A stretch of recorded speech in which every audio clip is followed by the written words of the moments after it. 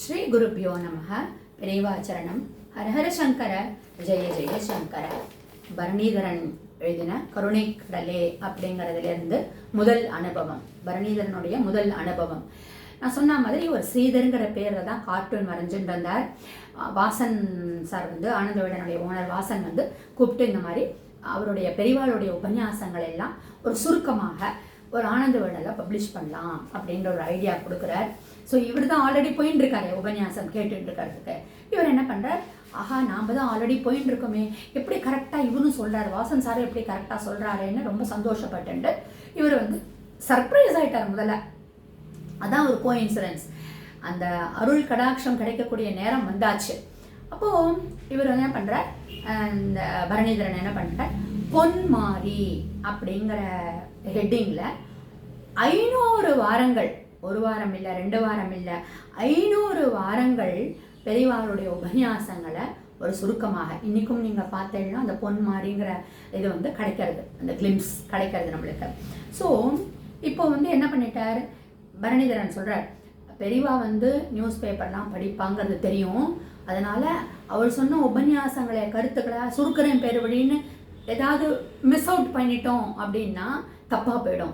So அதனால் ரொம்ப கேர்ஃபுல்லாக ஒவ்வொரு தடவையும் கொத்தமங்கலம் சுப்பு கிட்ட எடிட் பண்ணும்போது ஏதாவது எடிட் பண்ணணும்னா சொல்லுங்கோ, கரெக்ஷன் பண்ணமான்னு கேட்டுட்டு அவர் ஓகே சொன்னதுக்கப்புறமா தான் ஒரு தடவைக்கு 2 தடவை செக் பண்ணிட்டு தான் இந்த மாதிரி பப்ளிஷ் பண்ணிட்டு இருந்தோம் அப்படின்னு சொல்லி பரணிதரன் மென்ஷன் பண்ணுறார்.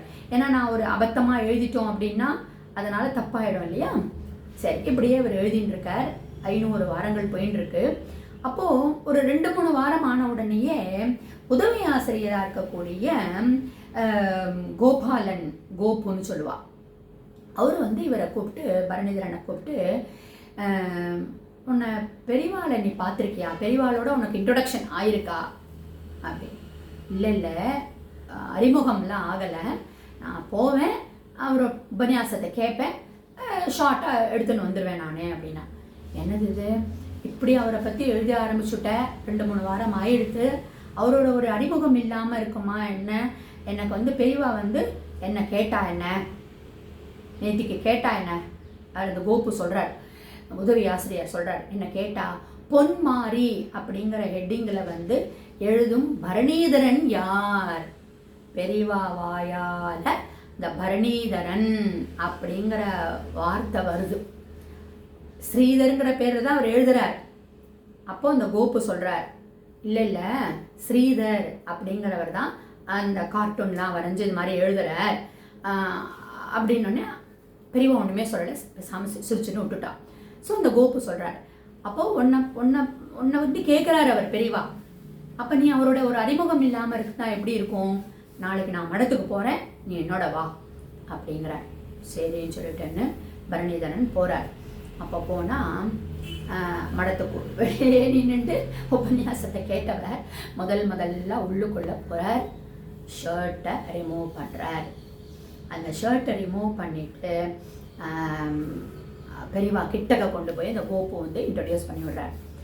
அவர் தான் ஆல்ரெடி பெரியவா வாயால் சொல்லியாச்சே பரணிதரன் அப்படின்னு சொல்லிட்டுன்னு. அவர் திருக்கரத்தினால பிரசாதமும் வாங்கிக்கிறார். பிரசாதமும் வாங்கிட்டு, நீதான் நான் எழுதுகிறேன் பொன்மாரிங்கிற ஹெட்டிங்கில் அப்படின்னு சொன்னால், ஆமான்னு சொல்லி தலையாட்டி அவருடைய அந்த அந்த பார்வையில் இவருக்கு பேச்சே வரலையாம். அவர் எழுதுகிறார், என்னால் ஃபர்தராக நான் என்ன பண்ணணும், நான் என்ன பேசினேங்கிறதே என்னால் ஒரு அறிஞ்சிக்க முடியல. அவ்வளோ ஒரு அட்ராக்ஷன் அவரோட இதில் கிடச்ச உடனே அவர் சொல்கிறார் பரணிதரன், கொஞ்சம் கொஞ்சமாக அந்த ஸ்ரீதருங்கிற பேரே மறைஞ்சு பெரியவாளுடைய திருவாயால் முதல் தரிசனமாக அவர் வந்து எனக்கு பரணிதரன்னு சொன்ன அந்த வார்த்தை, அந்த நேம், அதுதான் இன்றைக்கும் எனக்கு நிலச்சி நிற்கிறது அப்படின்னு சொல்லி என்னோட ஒரு எழுத்து பணிக்கு இந்த பரணிதரன்கிற நேமை கொடுத்தார் அப்படின்னு அவர் வந்து தன்னுடைய முதல் தரிசனமில் கருணை கடலேங்கிற இதில் எழுதுகிறார். என்னென்னா இதில் அவளுடைய அந்த அருள் கடாட்சம், அந்த கருணை கடலாக இருக்கக்கூடிய மகா பெரிவாளுடைய அந்த தர்ஷன் வேண்டாம். நான் உள்ளுக்குள்ளே வரமாட்டேன், ஷர்ட்டெல்லாம் ரிமூவ் பண்ணணும். ராஜாஜி தான் பெரிய ஸ்பீச், அவர் தான் நல்ல ஸ்பீச் கொடுக்கக்கூடியவர், சிம்பிளாக கொடுக்கக்கூடியவர், பாமர மக்களும் புரிஞ்சுக்கக்கூடிய அளவுக்கு வாழ்வியலை பற்றி பேசக்கூடியவர் நினச்சின்றதவருடைய மைண்டை மாற்றி இனிமேல் உன்னுடைய நேம் பரணிதரன்னு நினச்சி நிற்குங்கிறத மறைமுகமாக சொல்லி அவருக்கு ஒரு கருணை கடலை பொழிகிறார். அப்படின்னா அதுதான் மகாபெரிவா. ஹர ஹர சங்கர, ஜெய ஜெய சங்கர.